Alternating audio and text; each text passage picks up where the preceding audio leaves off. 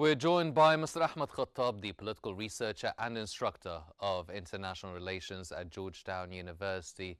His work focuses on migration, diaspora politics, citizenship, and the MENA region. Mr. Khattab, welcome to In Focus. As Al-Fashir falls to the RSF and civilians describe atrocities reminiscent of early 2000s Darfur, do you see this as a return to a full-scale genocide or a new, maybe even darker phase of Sudan's disintegration? Hello, and I'm glad to be and happy to be joining you here. I think this is a more dangerous situation than we had seen in the past in Sudan. Previously, we did have the Janjaweed militias, which became integrated into a larger structure that we now know as the RSF, the Rapid Support Forces, contain or attempt to contain rebellions that occurred in the Darfur region more broadly, the several Darfur states, and in the Kordofan region as well. I think the danger here lies in the much higher ambitions that the RSF and its leaders, specifically Hamidti or Mohammed Hamdan Dagalo, the ambitions that they have and the potential that they see in not only seizing larger territories of land, but in potentially taking over control of Sudan more largely. Mm-hmm. Well, the RSF emerged from the Janjaweed militias, once accused of war crimes. Why has the international community failed to contain their resurgence, despite years of documentations and sanctions?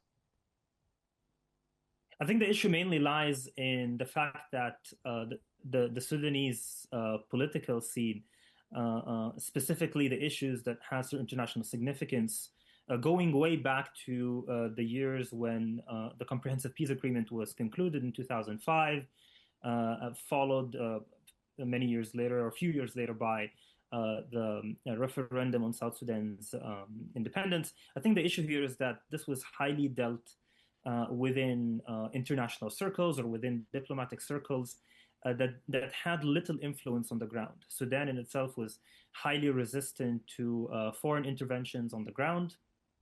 And this meant that multiple players, including the RSF, continued to work within the shadows, even at the point of Bashir's departure or removal from power in 2019. They continued to consolidate networks. They continued to build their networks both domestically and internationally in order to seize political opportunities. And I think the problem here is that they find a political opportunity, even if it comes in a very violent and a catastrophic way. Well, speaking of violence, satellite imagery and survivor testimonies show mass graves and summary executions. Now, what mechanisms remain, legal or diplomatic, to hold the RSF leaders accountable when the ICC itself seems paralyzed? Indeed. The scenes have been horrific. There have been terrible news coming out of Al-Fashir specifically, and I think the main issue here is that perhaps there isn't as much that can be immediately done. I think many states and international organizations will attempt to sanction the RSF. They will put pressure on the RSF and its the international network of states or organizations and supporters. And I think that might put some pressure in order for the RSF to become more accountable. We've already seen news that RSF's leader has said that he is aware of the atrocities that have happened, and that there will be some sort of internal investigation. Of course, we don't know exactly how credible these statements are, and they are probably highly uncredible or not credible. But at the end of the day, I think sanctions or limitations on the RSF's ability to continue fighting, right? So in terms of funding, in terms of supplies of weapons, etc., will be the main factor in preventing the RSF from committing further atrocities. Mm-hmm. So how does the humanitarian collapse in Darfur intersect with the regional dynamics, Egypt's border policies, Chad's refugee influx, and foreign involvement in Sudan's war economy? I think the conflict only becomes more protracted at this stage. So unfortunately, Sudan's internal domestic political scene has been going through a cycle of deterioration. Not only is there a political crisis now, but largely a humanitarian crisis that only keeps escalating.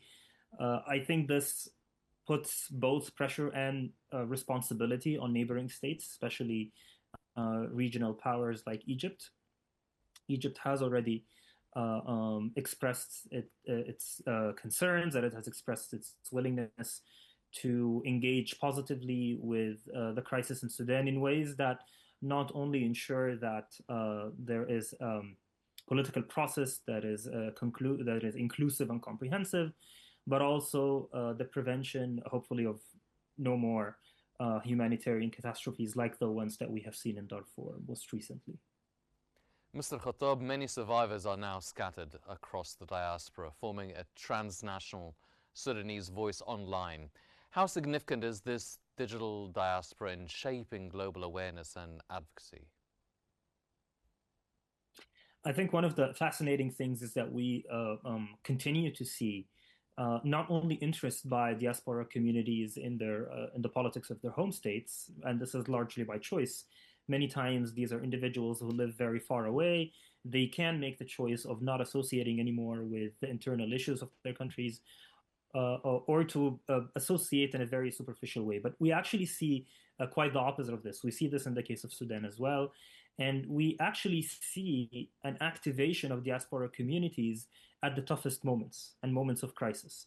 And I think this is one where atrocities like what have just recently happened and other catastrophes bring the Sudanese diaspora together. So they highlight the challenges that Sudan face, and they push the Sudanese diaspora community in its multiple locations and in its multiple places to think of ways in which they could perhaps help. I think the main issue now would be how to improve the humanitarian situation within Sudan. And I think this is what the diaspora community is going to work on first and foremost before thinking of a more broad or strategic and political calculations going forward. Yeah. So your studies mainly focus on migration and citizenship. What does this conflict tell us about the statelessness in the MENA region, from Palestine to Sudan, and the erosion of belonging itself? I think the problem here is that the movement of peoples at many intervals in history both pose an opportunity and a challenge, right? So sometimes we can use the word threat, but I don't like to use the word threat very much. Most often, these are people who are forcefully displaced, and we have millions of forcefully displaced peoples in Sudan today.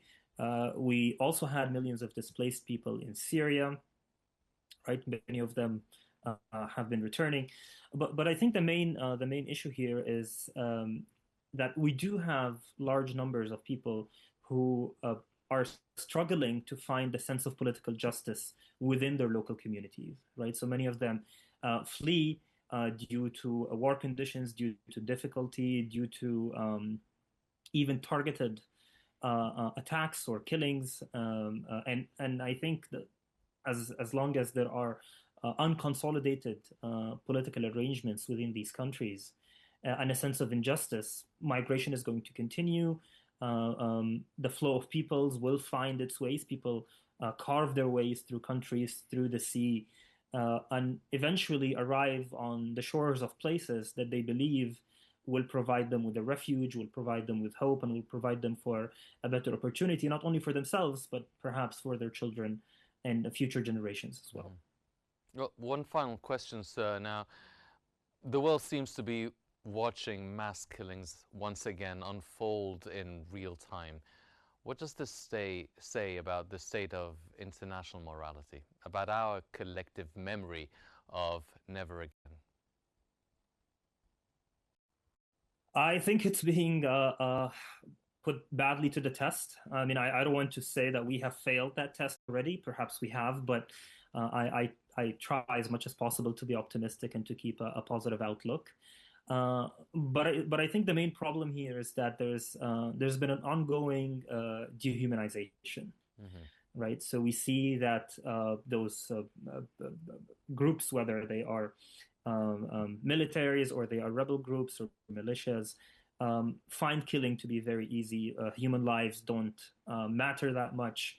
Atrocities are committed without limits. So we have some news, for example, just going back to Al-Fashir, that there have been attacks where hundreds have been killed in hospitals, right? So we're talking about people who are sick, who are elderly, who are by no means combatants or fighters in any sense of the word. And when there are no limits, when there's no respect whatsoever to international humanitarian law, to perhaps what we believe to be necessary regulations and limitations to what can be done in war, then we only expect this to spiral. The problem here is if this becomes normalized, then we just see it more often. And I don't think anyone in the world wants to see this happen.